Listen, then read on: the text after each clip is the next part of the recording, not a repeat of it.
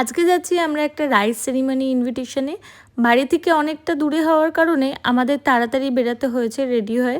তবে কোনো লাভ হয়নি, কারণ আমাদের বাড়ি থেকে এতটাই দূরত্ব ছিল যে আমাদের সেই পৌঁছাতে বেশ অনেকটাই রাত হয়ে গেছে। তবে পৌঁছেই প্রথমেই আমরা ওখানে গিয়ে কিছু মকটেল ট্রাই করলাম, নিয়ে রিফ্রেশ হয়ে একটু স্ন্যাক্সের দিকে চলে গেলাম। ডিনার টাইমে পৌঁছলেও স্ন্যাক্সটা ছাড়া যাবে না। বেশ অনেক রকম স্ন্যাক্স খেয়ে তারপরে একটুখানি সুন্দরভাবে বসে বসে রেস্ট করছিলাম, কারণ আমাদের যে আজকে শো স্টপার ও তো ঘুমোচ্ছিল, ওর জন্য ওয়েট করছিলাম। দেন ও ঘুম থেকে উঠলো, কি সুন্দর দেখো ওকে, কোনো রকম বিরক্ত নেই, ঘুম থেকে উঠে একদম ফুল ফেসে। সবাই মিলে ওর সাথে একটুখানি ফটো তুলে দেন আমরা চলে এলাম ডিনারের দিকে।